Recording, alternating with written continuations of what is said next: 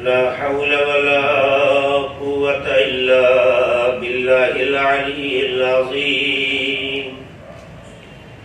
أعوذ بالله من الشيطان الرجيم.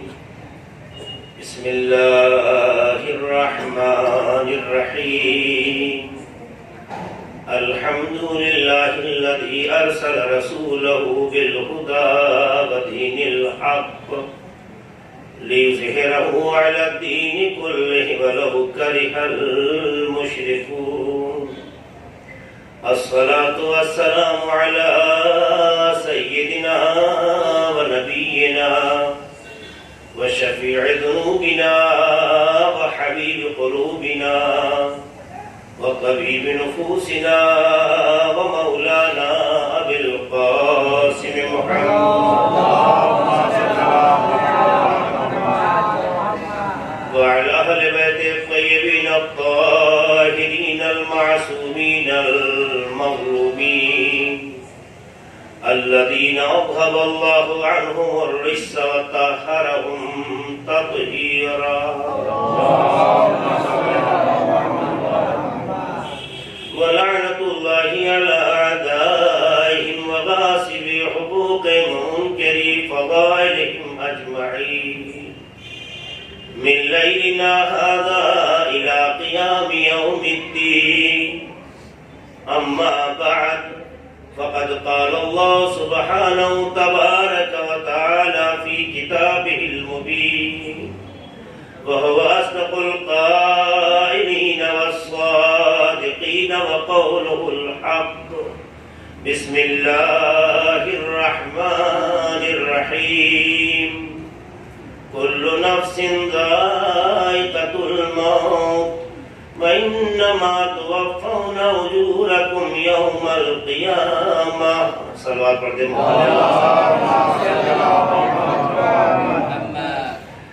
آغاز بیان سے قبل آغاز سے التماس ہے کہ برسول حمد اور 3 بار سورہ توحید کی طرف فرما کر حسین بانو بنت مہدی حسن بانو کو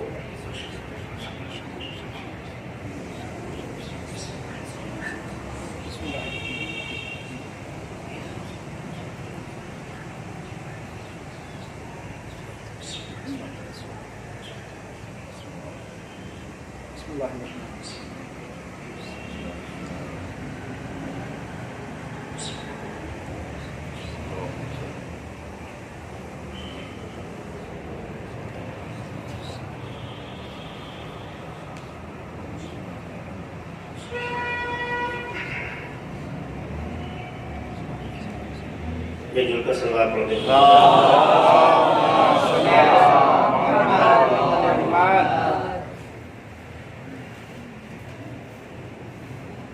موت زندگی کی ایک سچائی ہے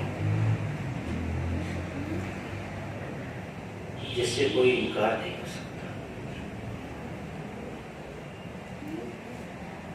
چونکہ یہ کام پروردگار کا ہے، اس لیے ہمارے یاد رکھنے یا نہ رکھنے سے کوئی فرق نہیں پڑتا. وہ اس کی تشخیص ہے، وہ اس کا انتخاب ہے کہ کب کسے ملاقات کا موقع دیتے ہیں. یہ موت مخلوق خدا ہے. پروردگار نے موت کو پیدا کیا ہے. سورہ ملک کی آیت ذہن میں ہوگی، الذی خلق الموت والحیاۃ لیبلوکم ایکم احسن عملا. اس نے موت کو اور حیات کو پیدا کیا ہے. زندگی میں امتحانات ہونا انسان کی کامیابی کی علامت ہوتا ہے. یہی وجہ ہے کہ پروردگار اس طرح کے رشتوں سے بھی امتحان لیتا ہے تاکہ آپ کو کامیاب بنا سکے. کبھی شوہر کو بیوی کا درد سہنا پڑتا ہے، کبھی زوجہ کو شوہر کے گزرنے کا افسوس کرنا پڑتا ہے، کبھی بیٹیوں کو ماں کے گزرنے کا احساس ستاتا ہے، کبھی بچوں کو ماں کی جدائی کا درد تڑپاتا ہے. لیکن سچائی یہ ہے کہ پروردگار عالم اپنے بندوں کو اذیت نہیں کرنا چاہتا. تو جو اذیت نہیں کرنا چاہتا ہے تو یہ موت کیا ہے؟ ہماری زندگی میں یہ موت جیسا سانحہ کیوں آتا ہے؟ ایک بیوی گزرتی ہے تو شوہر کو قرار نہیں آتا. ایک شوہر گزر جاتا ہے تو بیوی کو آرام نہیں ملتا. ایک ماں گزر جائے تو اولاد کو سکون نہیں ملتا. یہ تڑپ کیوں؟ یہ چبھن کیوں؟ یہ درد کیوں؟ خدا کی ذات تو کسی کو درد دینا نہیں چاہتی. تو ہماری زندگی میں یہ لمحات کیوں آتے ہیں؟ میں انہی کے اوپر قرآن سے کچھ سہارا لوں گا اور بات کو مکمل کر دوں گا. آپ دیکھیے کہ قرآن مجید کی اسی سے ملتی جلتی جس آپ کی آیت پر تلاوت کی ہے 3 آیتیں ہیں. میں نے جس آیت کی تلاوت کی ہے وہ سورہ آل عمران سے آیت نمبر 185 ہے 185. کل نفس ذائقۃ الموت، ہر نفس کو موت کا مزہ چکھنا ہے. ہر جاندار کو موت آنی ہے. لیکن موت کیوں آئے گی اللہ اس کا ریزن بھی بتا رہا ہے. وَإِنَّمَا تُوَفَّوْنَ أُجُورَكُمْ يَوْمَ الْقِيَامَةِ. موت اس لیے آ رہی ہے تاکہ تمہارے عمل کا تمہیں اجر دیا جا سکے. موت اس لیے آ رہی ہے تاکہ تمہارے عمل کا اجر تمہیں دیا جا سکے. اللہ نے ریزن بتا دیا. یعنی موت تڑپانے کے لیے نہیں آئی ہے، موت بھول جانے کے لیے نہیں آئی ہے، موت اذیت دینے کے لیے نہیں آئی ہے. موت اس لیے دی گئی ہے تاکہ تمہارے عمل کا محاسبہ ہوتے ہوئے قیامت میں اس کا اجر دیا جا سکے. یہ قیامت کی قید کو میں آخر میں بتاؤں گا. اسی سلسلے کی دوسری آیت سورہ عنکبوت میں ملتی ہے. کل نفس ذائقۃ الموت، ہر نفس کو موت کا مزہ چکھنا ہے. ثم الینا ترجعون، پھر وہ پلٹا دیا جائے گا ہماری طرف. موت کا مزہ چکھے گا اور کہاں جائے گا؟ خدا کی طرف. میرے ساتھ چلیے، جو بات کہنا چاہتا ہوں بہت اہم اور قیمتی ہے. ثم الینا ترجعون، موت آئے گی، چھوڑا نہیں جائے گا. کیونکہ موت کے بعد چھوڑ دیا جائے تو یہ تکلیف کی بات ہے، لیکن موت کے بعد خدا سہارا بن جائے یہ تو کمال کی بات ہے. ثم الینا ترجعون، واپس بلا لیا جائے گا. اس کا سورہ عنکبوت کے بعد مرحلہ آتا ہے سورہ انبیاء کا. سورہ انبیاء کی آیت نمبر 35 کو دیکھیے. یہ سورہ عنکبوت کی آیت نمبر 57 تھی 57. سورہ انبیاء کی آیت نمبر 35 کو دیکھیے. کل نفس ذائقۃ الموت، کی آیت ہے. یعنی قرآن مجید میں یہ آیت 3 سوروں میں تکرار ہوئی ہے. لیکن اس کے بعد کا جملہ آپ دیکھیے، وہ بہت ہی اہم ہے. جب آپ تمام تینوں کو اکٹھا کر کے نتیجہ لیں گے تو بہت خوبصورت نتیجہ ملے گا. اللہ کہتا ہے ہر نفس کو موت کا مزہ چکھنا ہے. وَنَبْلُوَكُمْ بِالشَّرِّ وَالْخَيْرِ فِتْنَةً، اور ہم تمہیں آزمائیں گے اچھے حالات سے برے حالات سے، سختیوں سے آرام سے آزمائیں گے. وَنَبْلُوَكُمْ، موت آئے گی. وَنَبْلُوَكُمْ بِالشَّرِّ وَالْخَيْرِ، ہم تمہیں آزمائیں گے اچھائی سے برائی سے، اچھے حالات سے برے حالات سے، خوشیوں سے غم کے ذریعے سے آزمائیں گے. پتہ چلا خوشی بھی آزمائش ہے، غم بھی آزمائش ہے. خوشی بھی آزمائش ہے، غم بھی آزمائش ہے.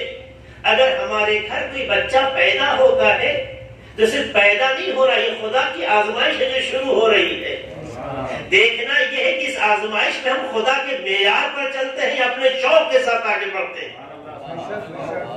دیکھیے ہماری زندگی کے مرحلے آزمائش کو دیکھیے جو خود قرآن کہہ رہا ہے.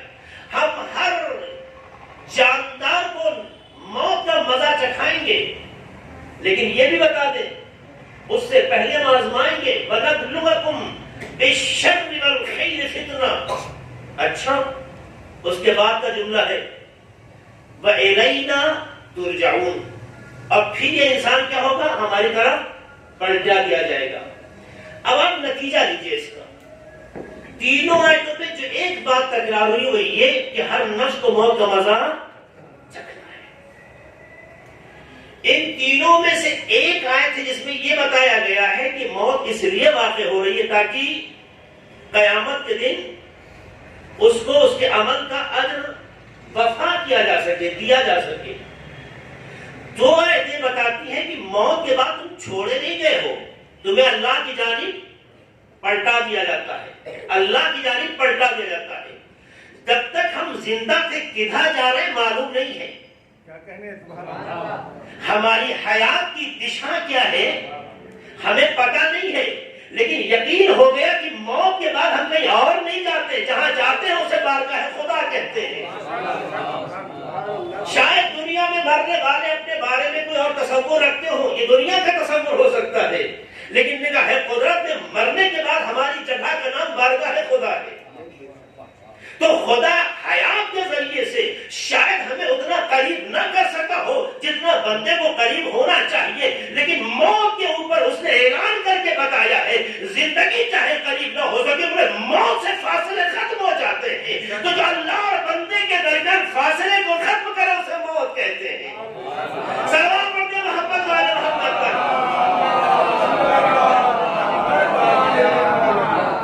اچھا اس ایک پہلو اور بھی ہے جو یہیں پہ قابل غور ہے۔ کیا کہا اللہ نے؟ تمہارے عمل کا اصل اجر قیامت میں۔ یہ قیامت کو کہا۔ دیکھیے جب موت واقع ہوتی ہے، جب کوئی اس دنیا سے مرتا ہے گزرتا ہے، جسے مرحومہ حسین بانو خدا رحمت کرے مغفرت فرمائے، اس دنیا سے گزری، قیامت کب آئے گی؟ آنے کا تو یقین ہے، کب آئے گی اس کا طے کرنا ناجائز ہے، غلط ہے، کیونکہ کوئی دن یا وقت معین نہیں کیا گیا ہے۔ اللہ نے کہا قیامت آئے گی تو آئے گی، کیونکہ ہمارا ایمان ہے اس پر، کب آئے گی معلوم نہیں۔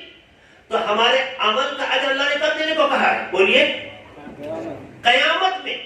اس سے ایک میسج ذہن کو دے رہا ہے کہ دنیا میں جب کوئی مر جاتا ہے تو اس کی فائل کلوز ہو جاتی ہے، لیکن جو ہمارے ارادے کے ساتھ دنیا سے گزرتا ہے اس کی فائل کلوز نہیں ہوتی ہے، کیونکہ عمل کا اجر جب دیا جاتا ہے جب کام رک جائے۔ لیکن قیامت کی منزل بتانا اس بات کی علامت ہے کہ موت سے قیامت کے درمیان کا فاصلہ وہ ہے جس میں ہم مر کے بھی اپنے عمل کو جاری رکھتے ہیں۔ سلام اپنے محمد والے محمد پر۔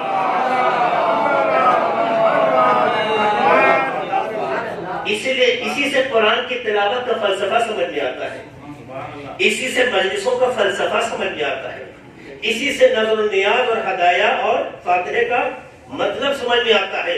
ورنہ جب انسان مر گیا فائل کلوز ہو گئی تو بحث ختم ہو گئی، اور اللہ نے اعلان کیا کیا کہ تمہارے عمل کا اجر قیامت میں۔ بھئی عمل کا اجر قیامت میں کیوں رکھا گیا؟ کسی بھی عمل کا اجر کوئی بھی عمل ہو کب دیا جاتا ہے؟ جب ورک کمپلیٹ ہو جائے، جب کام پورا ہو جائے۔ مہینہ کمپلیٹ ہوتا ہے تو تنخواہ ملتی ہے۔ مزدور جو ڈیلی کام کرتا ہے جب وہ 8 گھنٹہ 10 گھنٹہ جو بھی طے ہے، جو ٹائمنگ پوری ہوتی ہے تب اس کا اجر ملتا ہے۔ پتا چلا اجر کب ملتا ہے؟ جب ورک کمپلیٹ ہو جائے۔ اور اگر ہمارا ورک کمپلیٹ ہو گیا اور اجر ملنے میں تاخیر ہو گئی تو آپ کیا کہیں گے؟ یہ ظلم ہے، کہیں گے نہیں کہیں گے؟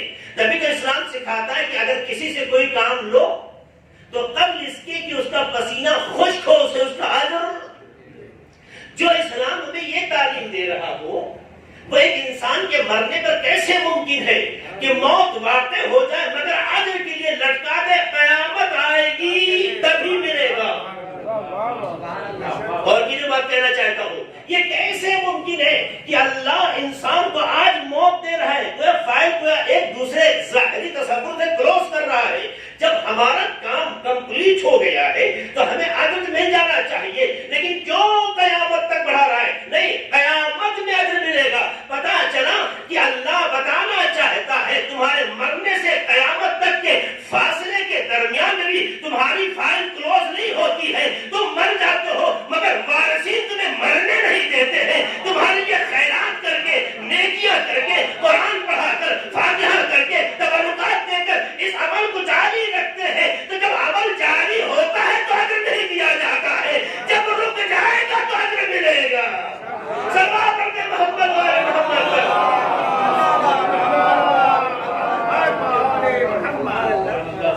کیونکہ اسی آیت میں یہ نقطہ پوشیدہ ہے. ہم نے کسی حدیث کا سہارا نہیں لیا، ایک باریک پہلو ہے جس کی طرف خود قرآن کی آیت اشارہ کر رہی ہے. تو اب وہ آیت اس کو حدیث بھی سنا دوں جو حضرت محمد مصطفیٰ آپ فرماتے ہیں کہ اذا مات الرجل ينقطع عمل، جب انسان مرتا ہے تو اس کے نامہ عمل منقطع ہو جاتے ہیں. یہ حدیث ہے. اب دیکھیں اس حدیث کی تفسیر کیسے ہو رہی ہے. اذا مات الرجل ينقطع عمله، انسان جب مرتا ہے تو اس کے عمل کا سلسلہ ختم ہو جاتا ہے، منقطع ہو جاتا ہے. الا عن ثلاث، مگر 3 راستوں سے. خود پیغمبر فرماتے ہیں ہر کسی کی فائل بند ہو جاتی ہے مگر 3 راستے ایسے ہیں کہ اگر ان میں سے کوئی بھی ایک پایا گیا تو یہ سلسلہ عمل بند. دیکھیے اس آیت کی تفسیر ہو رہی ہے. کیا ہے وہ؟ پہلا جملہ صدقۃ جاریہ. اگر ایک انسان اس دنیا سے گزرتا ہے مگر ایک ایسا عمل انجام دیتا ہے جس کا تعلق صدقہ جاریہ سے ہو، ایک ایسا کام کرتا ہے جو جاری صدقہ بنے. جاری صدقہ اسے کہتے ہیں کہ ایک ایسا راہ خدا میں دیا جانے والا کام عمل کہ جس کا اثر باقی ہو، ختم نہ ہو. جیسے کوئی امام بارگاہ تعمیر کروانے میں حصہ لے، مسجد تعمیر کرانے میں حصہ لے، کسی طالب علم کی تربیت کا حصہ لے، کسی کو دینی تعلیم میں مدد دے. مکتب جو تنظیم کا چلتا ہے بہت سے علاقوں میں، اگر اس طرح کے امور میں شریک ہو تو جب تک اس بچے کے ذریعے سے سلسلہ آگے بڑھتا چلا جائے گا، سلسلوں سے سلسلہ بڑھتا چلا جائے گا، اسی کا نام صدقہ جاریہ ہے. اور کیجیے گا آگے بات کرنا چاہیے. بہت سے علاقوں میں مکاتب چلتے ہیں، مکاتب بہت مظلوم ہے، ہم جانتے ہیں ضرورت ہے مگر پھر بھی ہم توجہ نہیں دیتے. لیکن اگر کوئی ایک بچہ بھی آپ کے تعاون سے پڑھنے میں کامیاب ہو گیا اور اس بچے کے ذریعے سے آنے والی نسلوں کے کئی بچے پڑھنے میں کامیاب ہوتے گئے تو اس کا اجر کسے ملے گا؟ اسی کو ملے گا کہ جس کی وجہ سے اس ایک فرد کی تعمیر ہوئی تھی. اگر ایک امام بارگاہ ایسے کوئی اس طرح کے عمل جس کو واقعاً راہ خدا کہتے ہیں اس میں انسان خرچ کرتا ہے اور اس کا اثر جب تک باقی رہتا ہے، جب تک اس کو آپ طے نہیں کر سکتے. آپ تو سلسلہ بھول سکتے ہیں، خدا نہیں بھولتا. آپ ایک دو سلسلہ گزارنے کے بعد بھول جائیں گے، کاؤنٹ کرنا بھی آپ کو یاد نہیں رہے گا، مگر محاسبے میں اس سے ماہر کوئی نہیں ہے، وہ نہیں بھولتا ہے. تو پہلی بات ہے صدقہ جاریہ کوئی کرتا ہے، کوئی صدقہ جاریہ. مرحومہ کے بھی اوصاف کا ایک اہم ترین پہلو صدقہ جاریہ تھا.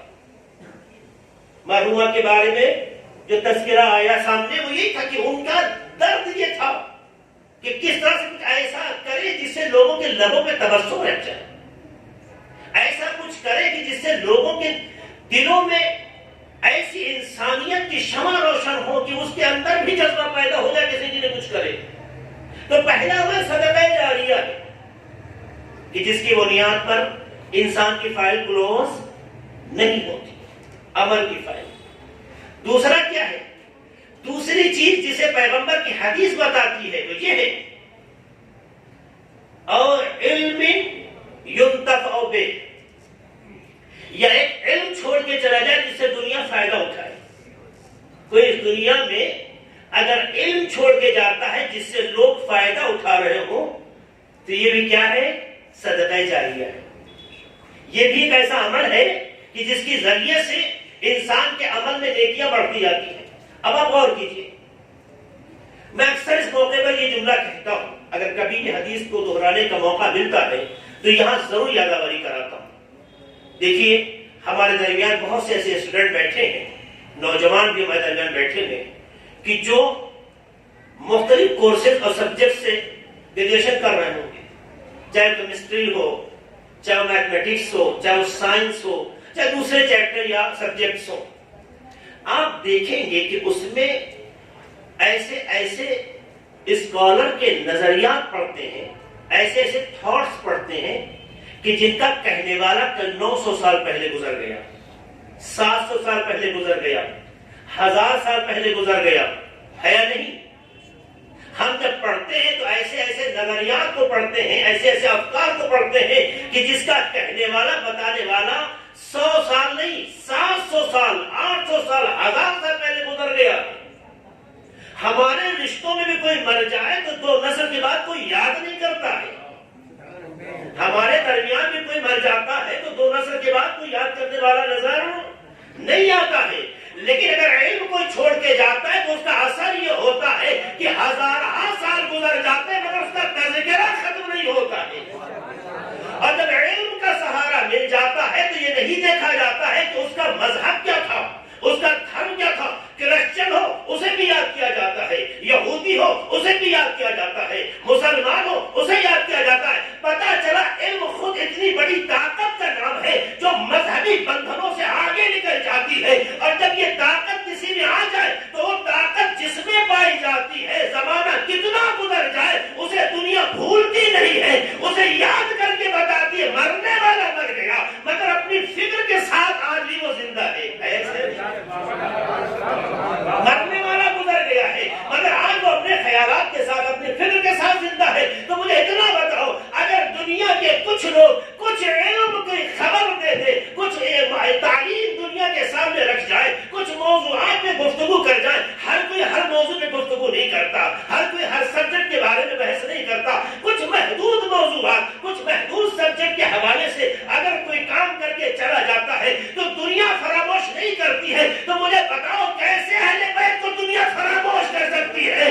جتنی قیامت تک بشریت کو ضرورت ہے اہل بیت نے ہر کسی کو ہر فن میں تعلیم دی ہے۔ تو جب تعلیم سے عام انسان نہیں مرتا ہے تو جس کا علم الہی علم ہو وہ کیسے دنیا سے غائب ہو جائے گا؟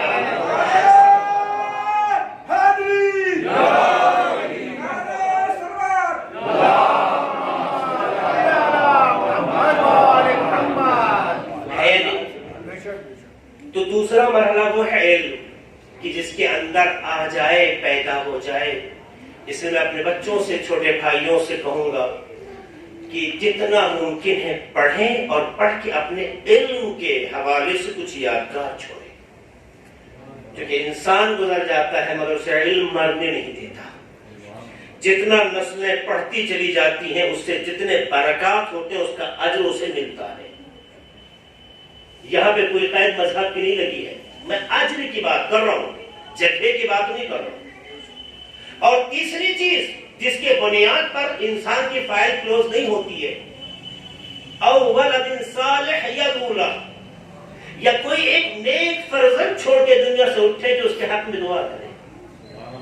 نیک فرزند، مرحومہ کو اللہ نے 4 بیٹے دیے، 2 بیٹیاں دی۔ اکبری صاحب کے بچوں کے بارے میں خود اکبری صاحب کو بھی جتنا میں جانتا ہوں، آج سے نہیں جانتا ہوں، 97 سے میں ان کو جانتا ہوں، اکبری صاحب کی خدمات سے میں واقف ہوں، ان کے جذبات سے، ان کے حوصلوں سے، ان کے اندر جو پائے گئے جذبے تھے دینی، تو یقیناً جس گھر میں دین کا ماحول ہوتا ہے وہی چیز باہر آتی ہے۔ یقیناً بچوں میں بھی وہ اثرات ہوں گے۔ بچے اگر ایسے ہیں کہ مرنے والے کے لیے، چاہے وہ مرحومہ ہو مرنے والی، چاہے مرحوم ہو مرنے والا، چاہے مرد ہو یا عورت ہے، چاہے باپ ہو چاہے ماں ہو، اگر ایسی اولاد چھوڑ کے گزر جائے کہ جو نیک ہو، نیک کسے کہتے ہیں؟ جس کی داڑھی بہت بڑی ہو؟ کسے کہتے ہیں نیک؟ جس کی پیشانی پر سجدے کی علامت ہو؟ کسے کہتے ہیں نیک؟ میں تو ریکویسٹ کروں گا اپنی ماں بہنوں سے جہاں میری آواز جا رہی ہے کہ اگر وہ آخر مجلس کے ارادے سے آئی ہیں تو کربلا کی توہین نہ ہونے دیں۔ ایک سلوات پڑھ دیں محمد والے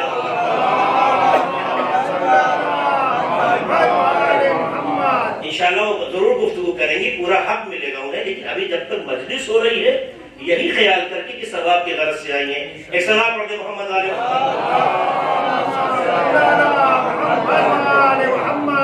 آپ غور کی جس بات جو کہنا چاہتا ہوں وہ کیا ہے؟ آپ دیکھیے لوگوں کے زندگی کے مسائل کو نزدیک سے دیکھیے۔ اولاد نیک ہو، اچھی ہو تو کیسے اچھا کہتے ہیں؟ جس کی پیشانی پر سجدے کے نشان ہو کسے نیک کہتے ہیں؟ جو ماتم کرنے میں سب سے آگے آگے ہو کسے نیک کہتے ہیں؟ جو خوب کربلا روز حاضری دیتا ہو. کسے نیک کہتے ہیں؟ جو مسجدوں میں اذان کے لیے ہمیشہ سب سے پہلے تیار رہتا ہو سکتا ہے یہ نیکی ہو، لیکن نیک ہونے کے لیے اتنا کافی نہیں ہے. ہو سکتا ہے نیکی ہو، یہ میں کیوں کہہ رہا ہوں ہو سکتا ہے نیکی ہو؟ اس لیے میں یہ بات کہہ رہا ہوں کہ امام حسین علیہ السلام کو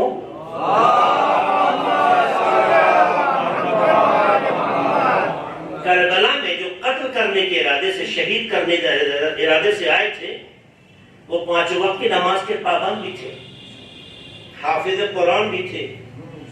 بہترین قرات تھی، آپ کی جیسی نہیں جو آپ عربی کو بھی اردو بنا کے پڑھتے ہیں. بہترین عربی کی تلاوت کرتے تھے، عابد شب زندہ تھے، نماز شب کے پابند تھے. روزہ رکھنے میں ان کا کوئی ثانی نہیں تھا. ایسا نہ تھا کہ ان کی پیشانیوں پہ سجدے کے نشان نہ تھے. تو کیا مطلب ہے؟ ہم نماز پڑھنا چھوڑ دیں؟ ہم روزے رکھنا چھوڑ دیں؟ ہم عبادتیں کرنا چھوڑ دیں؟ نہیں.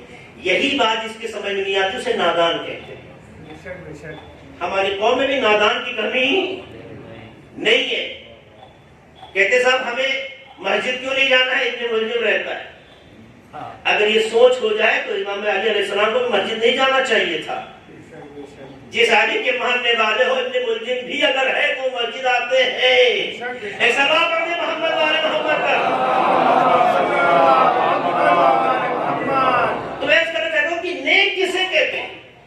کربلا میں بھی امام حسین کے مقابل جو افراد تھے ظاہری اعتبار سے جو دنیا میں نیکی کے لیے معیار اور صفات بیان کیے جاتے ہیں اس میں بظاہر کوئی کمی نہیں تھی. ان کے پاس نیکی کا جسم تھا، روح نہ تھی. نماز تھی، روح نماز نہیں تھی. سجدے تھے، روح سجدہ نہ تھی.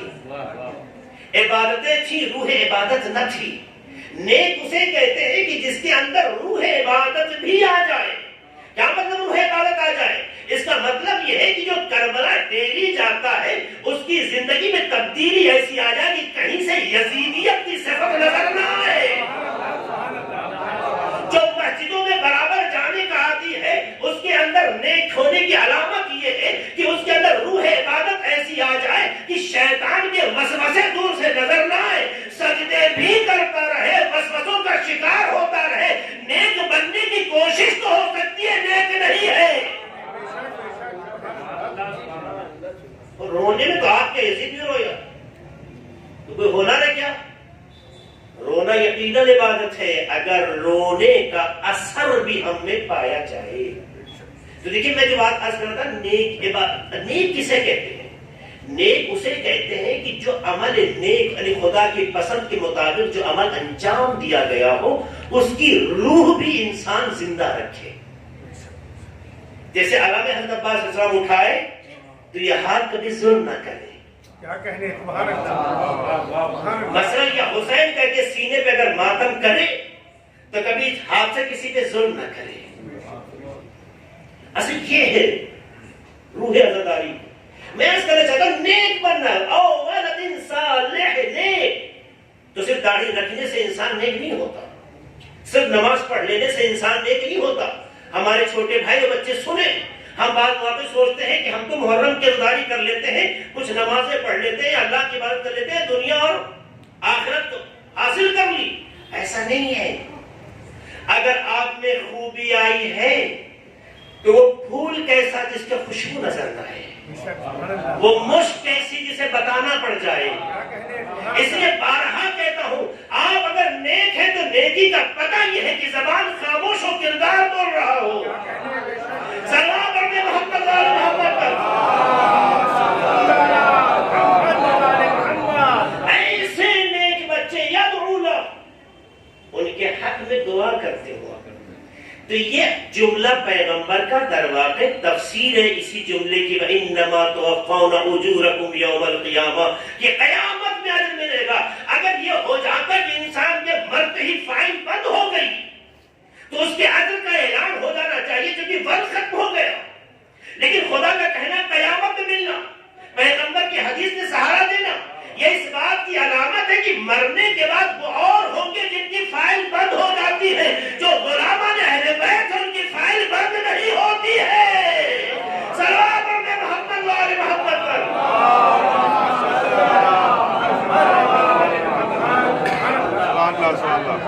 اب ہمیں بتائیے موت سے ہمیں گھبرانا چاہیے یا موت کا استقبال کرنا چاہیے؟ ایک سوال ہے۔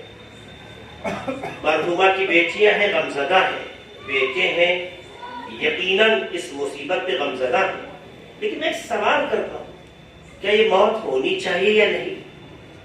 یہ موت آنی چاہیے یا نہیں؟ یہ آزمائش ہونی چاہیے یا نہیں؟ ہونی چاہیے۔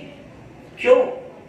کیونکہ پروردگار عالم نے دنیا میں جب پیدا کیا تھا تو ہمیں بے گناہ بنایا تھا، کائنات کو ہماری عصمتی نگاہیں دیکھ رہی تھی، لیکن حالات نے گناہوں کی جب چادر ڈال دی تو قدرت کے مناظر آنکھوں سے محو ہو گئے۔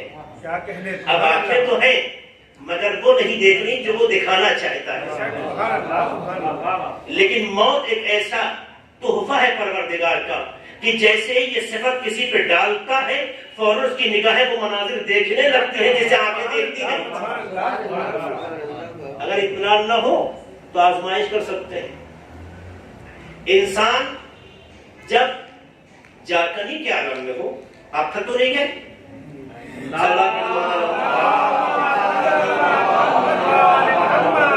ماشاءاللہ اتنا بڑا حال بنا ہوا ہے، لوگ بے حال ہیں، نہیں آئے ہیں، تو ظاہر ہے کہ پھر ماحول تو ایسی ہوگا نا۔ صلوات پڑھتے ہیں۔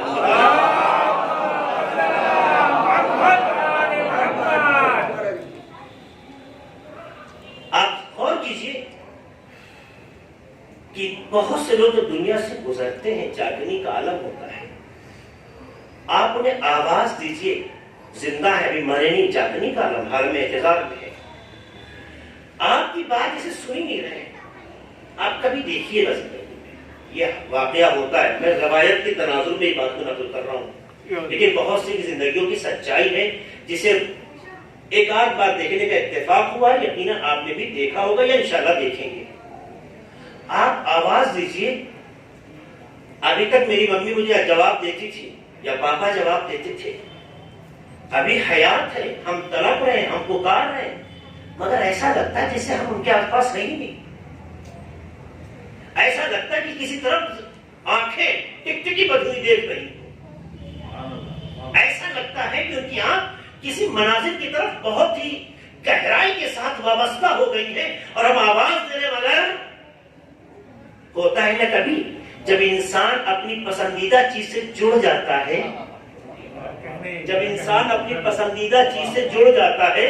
ابھی ہمارے بچے جو گھر میں واٹس ایپ چلا رہے ہوں، اپنے ہاتھ میں موبائل یا اپنی دنیا میں غائب ہو، اگر اپنی پسند کی کسی چیز سے جڑے ہوئے ہو، بغل میں بیٹھ کے آواز یہ سنتے ہیں، یہ بات میں اس لیے کہہ رہا ہوں تاکہ آپ کے ذہن تک بات پہنچ سکے، یہ مقایسہ نہیں کرو، کمپیئر نہیں کر رہا ہوں، یہ بات بتانا چاہتا ہوں کہ آپ بات کی گہرائی کو سمجھیں کہ انسان جب اپنے مطلوب کو، اپنی پسندیدہ چیز کو دیکھنے لگتا ہے تو اتنا کھو جاتا ہے، اتنا اس میں فنا ہو جاتا ہے۔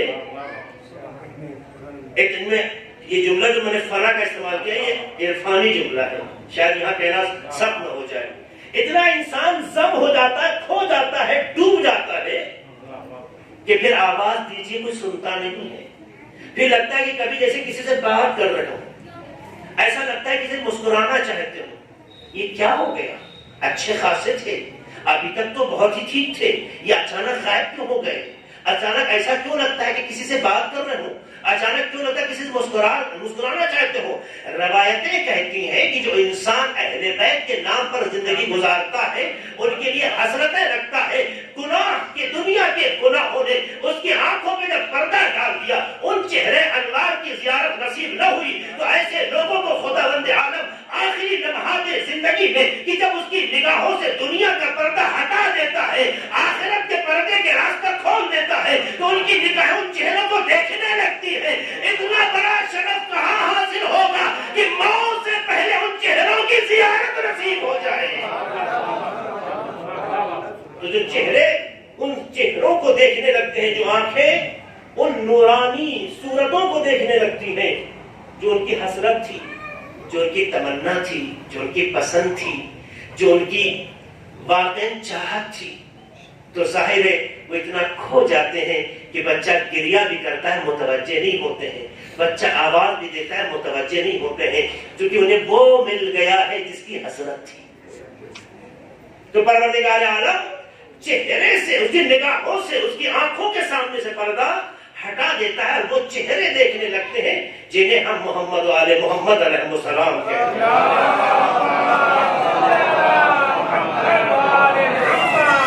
اور اگر یہ شرف مل جائے تو پھر ضرورت کس چیز کی ہے؟ اب مجھے بتائیے، موت کا ہمیں استقبال کرنا چاہیے یا نہیں؟ ہماری ظاہری دنیا، ہماری ماں بہنیں مرحومہ جو فرش ازا سے اتنا وابستہ تھیں کہ کوشش کرتی تھیں کہ فرش ازا کے جو آداب ہیں اس میں کسی سے پیچھے نہ رہے۔ ہماری بہت سی ماں بہنیں ایسی ہیں، اور انشاءاللہ یہ سلسلہ جاری رہے گا۔ مرحومہ بھی ایسی تھی کہ کیوں کرتی تھی؟ اس لیے کہ سیدہ راضی ہو جائے، اس لیے کرتی تھی کہ اہل بیت ہم سے خوش ہو۔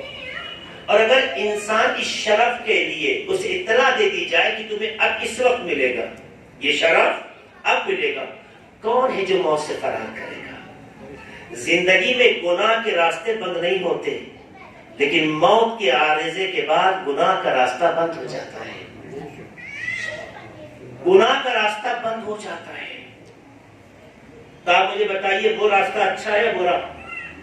تیسری اور آخری بات اس حوالے سے کہنا چاہتا ہوں، کیا آپ مجھے بتائیے کہ کیا اللہ حیات دے کر جو موت دیتا ہے یہ ہمیں کمال کی طرف لے جا رہا ہے یا زوال کی طرف لے جا رہا ہے؟ اسی سے آپ مکمل موت کی حقیقت کو سمجھ جائیں گے۔ اللہ موت دے کر ہمیں کمال کی طرف لے جا رہا ہے یا زوال کی طرف لے جا رہا ہے؟ آپ مجھے یہ بتائیے، دنیا کی زندگی بڑی ہے یا آخرت کی زندگی بڑی ہے؟ آپ فوراً کہہ دیں گے آخرت کی۔ ہمیں بتائیے، دنیا کی زندگی میں تکلیف زیادہ ہے یا آخرت کی زندگی میں تکلیف زیادہ ہے؟ آپ یقیناً کہیں گے دنیا کی زندگی میں تکلیف زیادہ ہے۔ آپ مجھے بتائیے، دنیا میں ہم مسائل و عالم میں زیادہ گرفتار ہیں یا آخرت کی زندگی میں گرفتار ہوں گے؟ قطعاً آپ کہیں گے کہ دنیا میں ہم گرفتار ہیں۔ پھر آپ سے سوال ہوگا کہ دنیا میں آپ جب تک جیتے رہے، آپ کی اپنی مرضی تھی، آپ کے اپنے ارادے تھے، خدا کی تعلیمات تھی، مگر آپ کی مرضی تھی، لیکن اس دنیا میں تعلیمات جو خدا نے دنیا میں دی تھی مگر مکمل اختیار قدرت کے ہاتھ میں۔ لمن الملک اليوم، آج یہ بادشاہت کس کی؟ للہ الواحد القہار، آج صرف قانون خدا کا ہے اور وہی ہوگا جو خدا چاہے۔ پتہ چلا اس دنیا میں ہم گناہ کے دلدل میں پھنستے چلے جا رہے تھے، بچنے کے لیے حالات تو تھے مگر ہمارا نفس ہمیں بچنے نہیں دیتا تھا، مگر وہ اس دنیا میں پہنچنے کے بعد گناہ کے دلدل کی طرف جا ہی نہیں سکتے۔ جہاں خدا کی نظر کرم ہو وہاں دلدل ہو ہی نہیں سکتا ہے۔ ہمیں بتائیے کہ جب دنیا سے ہم اس دنیا میں جاتے ہیں تو اس کی مدت زیادہ ہے، اس کا سکون زیادہ ہے، اس کا آرام زیادہ ہے۔ بلائیں یہاں ہیں وہاں نہیں ہے، کورونا یہاں ہے وہاں۔ آپ دیکھیے بہت سی چیزیں ہیں، میں اس کو اگر مثال اور تشبیہ میں لینا چاہوں، واقعات نقل کروں تو بات چلی جائے گی۔ میں بتانا چاہتا ہوں دنیا کی زندگی اچھی یا آخرت کی زندگی؟ دنیا کی زندگی کو تو مقدمہ کہا گیا، اصل زندگی تو اسے کہا گیا۔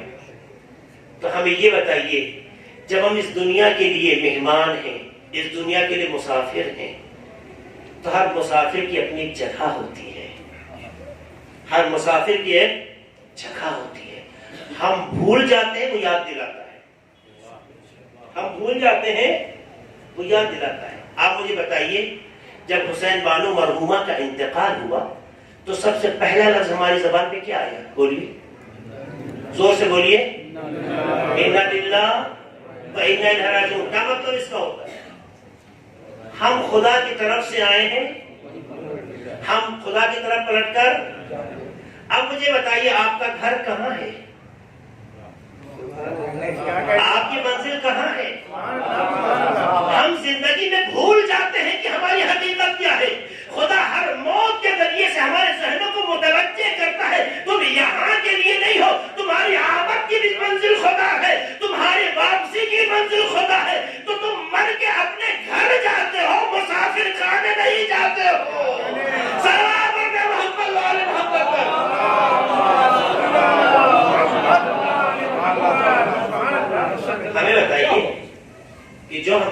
بھائی لوگ دلی میں رہتے ہیں، ایسا کسی کا گھر اندھیڑی ہے، کسی کا گھر بہار میں، کسی گھر کسی اور شہر میں ہے، آپ یہاں رہتے ہیں مگر دل کہاں لگا ہوتا ہے؟ انصاف سے بتائیے گا کیوں؟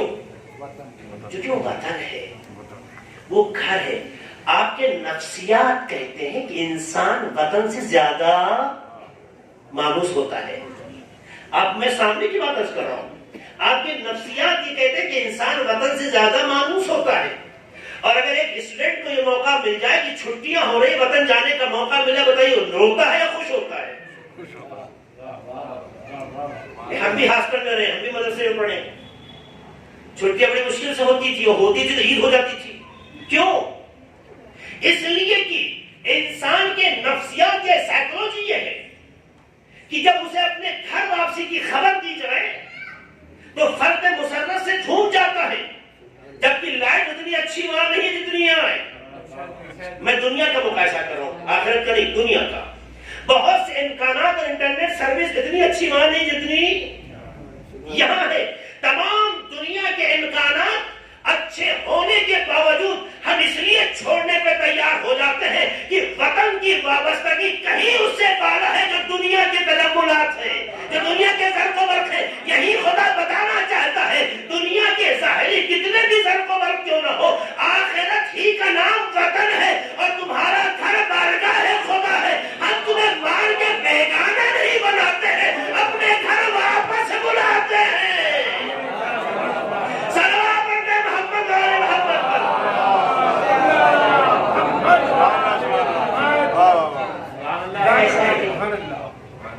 اس لیے اس نے اِنَّا لِلَّهِ وَإِنَّا إِلَيْهِ راجعون کی ہمیں تعلیم دی کہ اگر ہم بھول جائیں تو یہ موت ہمارے لیے ذاکر بن جائے، یاد دلانے کا وسیلہ بن جائے۔ یہ موت نعمت ہے جو ہمارے بھولے ذہنوں کو بیدار کرتا ہے۔ مرحومہ کی بیٹیوں، مرحومہ کے بچوں، مرحومہ کے شوہر، تمام رشتہ داروں کو میں یہی پیغام دینا چاہتا ہوں، عزیز جاتا ہے، درد ہوتا ہے، یہ فطرت ہے، نیچر ہے، لیکن جو آپ سے متعلق عزیز دنیا سے گزرا ہے وہ خدا کے گھر پہنچا ہے، وہ اپنے گھر پہنچا ہے، وہ اپنی منزل پہنچا ہے۔ اس سے بڑی سعادت اور کیا ہوگی؟ ہمارے ہاں موت کا تصور بدبختی نہیں، سعادت ہے، اس لیے کہ مقام قرب موت کے ذریعے حاصل ہوتا ہے، اللہ سے فاصلہ موت کے ذریعے ختم ہوتا ہے، بندہ موت کے ذریعے سے خدا کے قریب ہو جاتا ہے اور قریب ہو جاتا ہے۔ آپ دیکھیے دوسری چیز، میں اس آیت کو بھی پڑھ دوں اگر دامن وقت میں گنجائش ہے، سلوات پڑھ دیں محمد علیہ۔ میں ذائقے کی بات تو پڑھ ہی نہیں سکوں گا آج، انشاءاللہ زندگی پہ کسی موقع پر میں موت کو کے کانسیپٹ کو واضح کرنا چاہتا ہوں۔ آپ دیکھیں سورہ زمر کی ایک آیت ہے، آیت نمبر 42، آیت نمبر 42۔ اس سورے میں، اس آیت میں کیا بات کہی جا رہی ہے؟ غور سے سنیے گا میرے جوانوں، خاص طور سے میرے چھوٹے بھائی اور جوانوں کے لیے جملہ ہے، ہمارے بزرگ آشنا ہے، اللہ سلامت رکھے، ہمیں صحت دے انشاءاللہ، الہی آمین تو باوجہ غلط کہہ۔ کچھ اچھے کام ہوتے ہیں جو بہت چیز اندر نہیں ہونی چاہیے، باہر بھی ہونے چاہیے۔ دیکھیے قرآن کی آیت ہے، کیا کہتی ہے؟ اللہ یتوفی الانفس حین موتها، اللہ جب کسی کو مارنا چاہتا ہے تو اس کی روح کو طلب کر لیتا ہے۔ اللہ یتوفی الانفس حین موتها، جب اللہ کسی کو موت سے آراستہ کرنا چاہتا ہو، اللہ کسی کو موت دینا چاہتا ہو، اس کی روح کو طلب کر لیتا ہے۔ سنیے گا جملہ، والتی لم تمت فی منامہا، لیکن جس کی موت کا وقت نہیں آتا ہے اس کی بھی روح کو خواب کی حالت میں سوتے ہوئے طلب کر لیتا ہے۔ یہ قرآن کیا سنا رہا ہوں، اللہ دو طرح کی روحوں کو طلب کرتا ہے، ایک وہ جس کی موت کا وقت آ گیا ہو اس کی روح طلب کرتا ہے، والتی لم تمت فی منامہا، اور اس کی بھی روح کو اللہ طلب کرتا ہے جو خواب میں مگر مرا نہیں، والتی لم تمت، مرا نہیں ہے، فی منامہا، اس کی نیند میں، خواب میں اس کی روح کو طلب کر لیتا ہے۔ تو انسان سو رہا ہو تب بھی روح کو طلب کرتا ہے، موت کا وقت آ جائے تب بھی روح کو طلب کرتا ہے۔ تو طلب کرنے والا کون ہے بتائیے؟ اللہ۔ اب کیسے آپ سمجھیں گے؟ موت میں طلب کرتا تو دیکھا، سمجھ میں بات آتی ہے، خواب میں طلب کرتا ہے، یہ بات تو سمجھ میں نہیں آتی۔ ظاہر ہے کہ جب ہمارے اعضاء بدن مضبوط ہو جاتے ہیں تو بہت سی چیزوں کے آثار ظاہر نہیں ہوتے۔ اس کا پتہ لگانا ہو تو میری ماں بہنیں اچھی طرح سے اس کی تائید بھی کریں گے۔ انشاءاللہ آپ نے دیکھا ہوگا آپ کے گھر میں وہ بچے جو بھی معصوم ہیں، کچھ مہینے کے ہیں، 1 2 3 مہینے کے، 4 مہینے کے بچے جو دنیا میں پیدا ہوئے ہیں، آپ نے دیکھا ہے بچے سوتے ہوئے کبھی مسکراتے ہیں؟ یاد ہے؟ اس کا مطلب کوئی چیز تو ہے جسے دیکھ کے وہ مسکرا رہے ہیں، آنکھیں بند ہے پر دیکھ رہی ہیں، آنکھیں بند ہے پر دیکھ رہی ہیں۔ دیکھا ہوگا نہیں دیکھا ہوگا؟ آپ کچھ نہیں کر رہے، آپ کو حیرت ہو رہی ہے بچہ کر کیا کیوں مسکرا رہا ہے؟ کچھ چیزیں تو ہے، پتا چلا ہر چیز کو آنکھ کھول کے دیکھنا ضروری نہیں ہے۔ کچھ حقائق ایسے کہ آنکھ بند بھی ہو تو نظر آتے ہیں، بس فرق یہ ہے کہ اس کے لیے وہ آنکھ چاہیے جو بچپنے کی کہلائے۔ یہ بچپنے کی قید اس لیے لگا رہا ہوں کہ بچپنا معیار نہیں ہے، بچپنا چونکہ بے گناہ ہوتا ہے اس لیے وہ اثر ظاہر ہوتے ہیں۔ یہ بچپنا بے گناہ ہوتا ہے۔ اچھا وہی بچہ دیکھیے کبھی آپ آواز دیجیے چونک جاتا ہے، دیکھا کبھی آپ نے؟ ایسا چونک جاتا ہے جس نے ہلا دیا اس کو۔ سائیکولوجی بھی کہتی ہے، روایات کے جملے بھی کہتے ہیں یہ بچے کی روح ایک گردش کر رہی تھی، جب آپ نے اسے آواز دی تو روح تیزی سے، کیونکہ ایک ہوتا ارادے سے آتی، ایک ہوتا تیزی سے واپس ہو رہی، بیک ہو رہی ہے۔ اور یہ بات کہنا چاہتا ہوں بہت قیمتی ہے، کیا میں کہنا چاہتا ہوں وہ بہت اہم ہے۔ بچہ ایک وقت پورا ہل جاتا ہے، دیکھا ہوگا آپ نے، اور بیدار ہو جاتا ہے نا؟ ایسا ہوتا ہے۔ یہ وہی روح ہے جو گردش کر رہی تھی اس کے بدن میں واپس آ گئی۔ تو پتا چلا کہ بدن سے روح اللہ اچانک نہیں نکالتا، جب سے ہم پیدا ہوئے ہیں اس بڑے امتحان کے لیے آمادہ کر رہا ہے۔ وہ امتحان جسے موت کہتے ہیں، وہ امتحان اچانک خدا کسی کو موت نہیں دیتا ہے، جب سے پیدا ہوئے ہر رات دن سلا کے اس کی پریکٹس کرائی، مشق کرائی۔ یاد رکھنا اچانک تمہاری روح کو نہیں روکا ہے، عادت اتنی ڈلوا دی کہ اگر یہ روح نکل جائے تو نیچرل لگے، غیر طبیعی نہ نظر آئے۔ آپ اور کی جو بات کہنا چاہتا ہوں، خدا نے کتنا تیار کیا۔ کچھ چیزیں ہیں جس کے لیے تیار کیا جائے تو نیچرل لگتے ہیں حالات۔ کیسے؟ جیسے ابو طالب نے کسی بچے کو تربیت دی تھی، کب سے؟ بچپن میں۔ ایسی تربیت دی کہ جب مقام امتحان آئے یہ باتیں وہ جانتا ہے، یا خدا ہو یا خدا جیسے خدا کے بندے کی جو فکر کے اعتبار سے اللہ کی رضا سے اتنا قریب ہو کہ وہی سوچتے ہو جو خدا چاہتا ہے۔ یہ منزلیں وہاں طے ہوتی ہے۔ تو دیکھیے پروردگار نے اچانک موت دی ہے، یہ ہم آپ سوچتے ہیں۔ اس نے زندگی کے ہر روز ہمیں ان مراحل سے گزارا ہے، ہمیں ریہرسل کرائی ہے، ہمیں اس نے پریکٹس کرائی ہے۔ اب مجھے بتائیے کہ اچانک موت آئی ہے؟ ہم آپ کہتے ہیں اچانک آ گئی، یہ روز پریکٹس کرا۔ قرآن کی یہی آیت کہتی ہے، کیا ہے؟ یہی قرآن کہتی ہے فَيُمْسِكُ الَّتِي قَضَىٰ عَلَيْهَا الْمَوْتَ، اللہ اس روح کو روک لیتا ہے جس کی موت کا فیصلہ کر چکا ہوتا ہے۔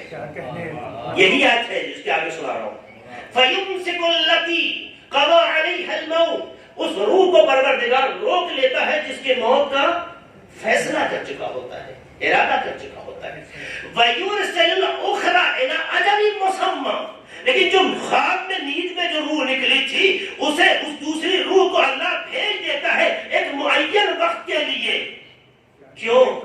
ان ان فی ذالک لآیات لقوم یتفکرون، تاکہ لوگ غور و فکر کر سکے کہ پروردگار یہ کیا مناظر پیش کر رہا ہے. روح نکالتا ہے، روح واپس کرتا ہے، روح نکالتا ہے، روح واپس کرتا ہے. اتنا عادی بنا دیتا ہے کہ جب روح بدن سے نکلے تو اسے احساس بھی نہ ہو. اب یہ نہ کہو کہ مومنوں کو احساس کیوں نہیں ہوتا. جب قدرت کے ارادے کے مطابق زندگی ہوتی ہے تو روح نکل جاتی ہے، پتہ بھی نہیں چلتا ہے.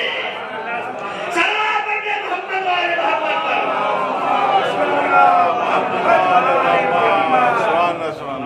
یہ ہے حقیقت موت، یہ ہے موت کی سچائی. ہمیں ویلکم کہنا چاہیے موت کو، ہمیں استقبال کرنا چاہیے موت کو. لیکن ظاہر ہے کہ پروردگار نے جہاں محبتیں دی ہیں وہی رشتوں کا درد دیا ہے. اور یہ بھی نیچر ہے، یہ بھی فطرت ہے. اس سے پتہ چلتا ہے کہ ہم جانوروں میں دیکھتے ہیں کہ وہ درد ہوتا ہے، ہم تو اشرف المخلوقات ہیں. اس لیے جہاں اہل بیت علیہ السلام مقام امتحان کے اعلیٰ منزل پہ ہیں، وہیں رشتوں کے بچھڑنے پر درد کا اظہار بھی ہے، تڑپ بھی ہے، چبھن بھی ہے، فریاد بھی ہے. کربلا میں دیکھیے کہ ایسا نہیں ہے. امام حسین علیہ السلام نمائندے خدا ہے، ولی اللہ ہے، مگر جناب علی اکبر پہ کتنا تڑپتے ہیں، جناب قاسم پر کتنا گریہ کرتے ہیں. یہ تو کربلا کی منزل ہے جو سن 61 میں وجود میں آئی. چونکہ یہ مجلس مرحومہ سے متعلق ہے اس لیے کائنات کی ماں جناب فاطمہ کے حوالے سے بات کروں. میں مرحومہ کے شوہر اکبری صاحب کی خدمت میں، مرحومہ کے بچوں کی خدمت میں ایک بات کہنا چاہوں گا. بچوں، آپ کی ماں سندھ کے ایک مرحلے تک گزری جس نے بہت عزت کے ساتھ، اہتمام کے ساتھ اپنی ہاتھوں سے اپنے بچوں کو تیار کیا، شادیاں کی. بڑی تمنا ہوتی ہے ایک ماں کے لیے، ایک ماں کے دل میں، کہ ہم اپنے بچوں کو اپنے ہاتھوں سے آراستہ کریں. ایک ماں کی نگاہیں اپنے بچے کو دولہا بنتے دیکھیں، اپنی بیٹی کو دلہن بنتے دیکھیں. یہ تمنا ہوتی ہے. اور کسی حد تک کہ آپ شاید مکمل طریقے سے اللہ نے مرحومہ کو یہ وقت دیا. یہ خواہش ہر ماں کے دل میں ہوتی ہے. میں ایک سوال کرتا ہوں، کیا کائنات کی ماں فاطمہ مرد تھی؟ یہ خواہش ان کے دل میں نہ رہی ہوگی. لیکن جب یہ ماں دنیا سے گزرتی ہے تو دیکھیے 18 سال کی عمر ہے، ایسی عمر جن میں بچے بہت چھوٹے ہیں، بہت چھوٹے ہیں. اور کس طرح سے اٹھی آپ کی ماں. جب اس دنیا سے گزری تو ایک عمر کا ایک مرحلہ گزرتا ہے، کچھ تکلیفیں ہوتی ہیں، انسان گزر جاتا ہے. لیکن کسی نے جلتا ہوا دروازہ تو نہیں گرایا نا. خدا نخواستہ مرحومہ کی پسلیاں تو نہیں ٹوٹی نا. خدا نخواستہ اس امتحان سے تو نہیں گزری جس امتحان سے ماں فاطمہ گزری. یہی وجہ ہے کہ جب ہماری ماں دنیا سے گزرتی ہے تو ہم کائنات کی ماں فاطمہ کے غم کو یاد کرتے ہیں. تحمل ہو جاتا ہے، برداشت ہو جاتا ہے. کیوں؟ اس لیے کہ آپ دیکھیے کہ کائنات کی ماں کا جذبہ تو دیکھیے کہ جناب فاطمہ زہرا ایک خاتون کتنا اولاد کے لیے، شوہر کے لیے، گھر کے لیے قربانیاں دیتی ہے. اس کا نمونہ خود جناب فاطمہ زہرا علیہ السلام کی زندگی سے پتہ چلتا ہے. جلتا ہوا دروازہ گرایا جا رہا ہے، جناب فاطمہ علیہ السلام کے عزم میں کہیں سے بھی کوئی کمزوری نظر نہیں آتی. جلتا ہوا دروازہ ہی نہیں گرا ہے، قادیانے مارے گئے، کوڑے لگائے گئے، اس کے باوجود بھی جناب فاطمہ زہرا موجود ہے. یہاں تک کہ آپ دروازے سے دب کے زمین کی طرف آتے ہیں، جناب محسن شہید ہو جاتے ہیں. جناب محسن کی شہادت کوئی بھی خاتون دنیا کی اور بہتر سمجھ سکتی ہے. خدا نہ کرے کہ کسی ماں کے لیے مقام امتحان ہو کہ اس کا بچہ اس کے شکم میں ہی شہید ہو جائے. اگر کسی خاتون کا بچہ اس حالت سے مر جاتا ہو تو عورت بہت کمزور ہو جاتی ہے، بہت کمزور ہو جاتی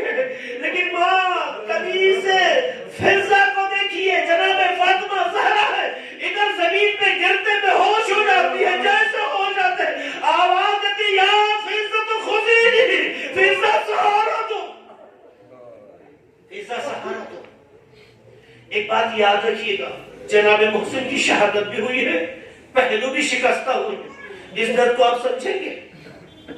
ایران کے بہت بڑے خطیب ہیں، عالم دین ہیں، استاد پناہیان خطیب ہیں، یہ جناب فاطمہ زہرا علیہ السلام کے حوالے سے مجلس پڑھ رہے تھے، بہت گریہ ہوا، جناب فاطمہ زہرا علیہ السلام کی مصیبت میں بہت گریہ ہوا، منبر سے اتر گئے، پورا مجمع 8-10 منٹ تک روتا رہا، آہستہ آہستہ غم تھمتا گیا، لوگ جاتے گئے، ایک گوشے پہ کوئی بیٹھا تھا، تڑپ تڑپ کے رو رہا تھا۔ خطیب پناہیان مولانا پناہیان صاحب کہتے ہیں کہ مجھ سے رہا نہ گیا، میں اس کے پاس گیا، کندھے پہ ہاتھ رکھ کے سوال کیا، بھائی تمہیں کوئی تکلیف ہے، کسی مصیبت سے دو چار ہو؟ نہیں مولانا کا پھر مولانا بات یہ کہ میں ہڈیوں کا اسپیشلسٹ ہوں، میں ہڈیوں کا ڈاکٹر ہوں، مجھے پتا ہے کہ بدن کی کون سی ہڈی ٹوٹتی ہے تو درد کتنا ہوتا ہے، مگر پسلی ایک ایسی ہڈی ہے کہ جب یہ ٹوٹتی ہے تو درد موت سے بدتر لگتا ہے۔ ہائے میری ماں فاطمہ کتنا تڑپتی رہی،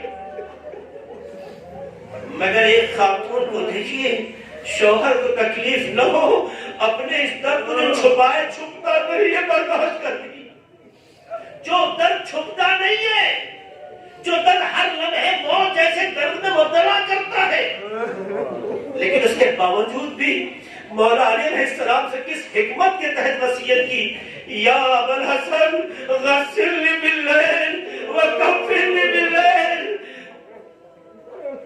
کیا ہے انداز وصیت؟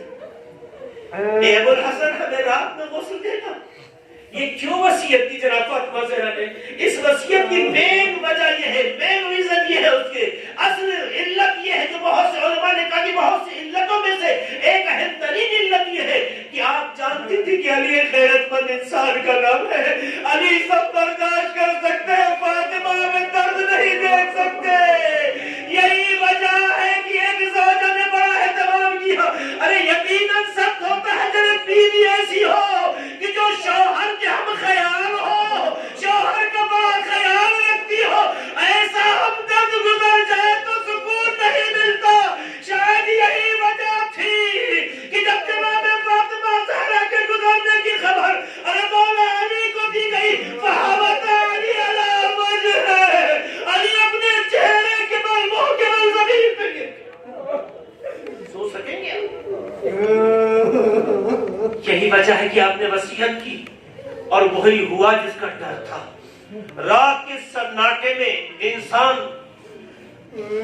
یہ تو محسوس کر سکتا ہے کہ بدن میں کوئی کیفیت ہے، لیکن کیفیت کی حالت کیسی ہے وہ اندھیرے میں نظر نہیں آتی۔ جیسے رات کے سناٹے میں حسب وصیت مولا علی علیہ السلام غسل دینے لگے، اے مرحومہ کے بچوں اتنا بتاؤ، تمہاری ماں دنیا سے گزری مگر خدا نخواستہ کوئی اس طرح کے نشانات تو نہ تھے؟ ارے جب رات کے سناٹے میں مولا علی علیہ السلام نے جناب فاطمہ زہرا کے بازوؤں پہ ہاتھ پھیرا، بازو سوجے ہوئے تھے، جیسے آپ کا ہاتھ پسلیوں تک پہنچا، پہنچتے ہی ایک چیخ نکلی، جناب سلمان دوڑ گئے۔ بعد میں جناب سلمان نے پوچھا، آقا آخر ماجرا کیا ہے؟ میں نے آپ کو اتنا کبھی پریشان ہوتے نہیں دیکھا، اس طرح سے درد بھری آواز میں کبھی آپ کو چیختے نہیں دیکھا۔ اے سلمان تمہیں پتا ہے ارے فاطمہ گزر گئی مگر کبھی اپنا درد نہ بتایا، ارے فاطمہ کی پسلیاں ٹوٹی تھی مگر مجھ سے تذکرہ نہ کیا۔ یہ ہوتی ہے ایک بیوی، ایک ماں اولاد تو بہت دوست رکھتی ہے، بہت چاہتی ہے، مرحومہ کے بچے تمہاری ماں بھی یقیناً تمہارے آس پاس ہوگی، روحیں دور نہیں جاتی ہیں، اولاد سے نزدیک ہوتی ہیں۔ جب بھی آپ کو اپنی ماں کی یاد آئے تو جناب فاطمہ کو یاد کر کے رونا، جب بھی آپ کی ماں کی یاد ستائے تو ان کی یاد کا منانا، اس لیے کہ آپ کی ماں انہی کی یاد میں خوش ہوگی۔ آپ نے بڑے اہتمام سے، بڑی عزت کے ساتھ اپنی اس ماں کو عالم غربت ہی صحیح دلی کی سرزمین پر تشییع جنازہ کرتے ہوئے آخری آرام گاہ تک پہنچایا۔ پہنچانے کے بعد انصاف سے بتائیے کہ آپ نے ایسے ہی چھوڑ دیا؟ آپ نے دفن کرنے کے بعد نشان قبر بنائے ہوں گے، یہ نشان قبر کیوں بنائے جاتے ہیں؟ یہ اسی لیے بنائے جاتے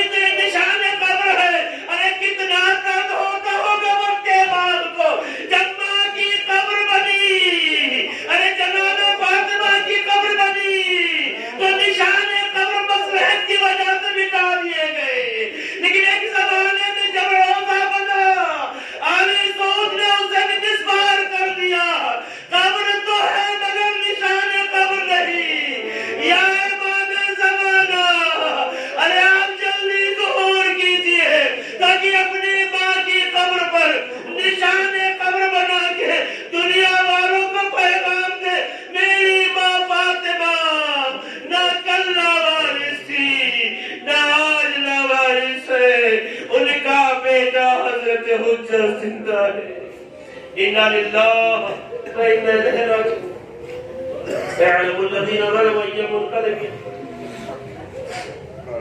پروردگار ہمارے اسموں کو صبر قبول فرما پروردگار مظلومہ کی مغفرت فرما خدا ان کے درجات کو بلند فرما خدایا ان کے شوہر ان کے بیٹوں ان کی بیٹیوں کو ان کے تمام رشتہ داروں کو وابستگان کو صبر جمیل عطا فرما خدایا انہیں جوار جناب فاطمہ زہرا علیہ السلام میں جگہ عطا فرما خدا ان کے بچوں کو صحت و سلامتی عطا فرما خدایا ان کے شوہر کا سایہ ان کے بچوں کے سروں پہ باقی رہے خدا تجھے واسطہ مدار محمد کا ہمارے بزرگوں کا سایہ ہمارے سروں پہ قائم رہے جو دنیا سے گزر گئے جا رحمت و مغفرت بے جگہ عطا فرما خدا تجھے واسطہ مدار محمد کا حاضرین کی جو تمنا اور حاجتیں انہیں شرف کو بوجھت عطا فرما خدایا ہمارے وطن عزیز ہندوستان میں امن و امان قائم خدا تجھے واسطہ مدار محمد کا کورونا جیسی مہاماری بیماری سے بشریت کو نجات عطا فرما خدا جس بھی بیماری تو چاہ رہے ہیں شفائے کامل و عاجل عطا فرما خدا تجھے واسطہ محمد محمد کا پرچم جمہوریہ اسلامی ایران کو سربلندی عطا فرما خدا تجھے واسطہ محمد محمد کا ہمارے تمام علماء کرام بالخصوص مراجع اعظام کی حفاظت فرما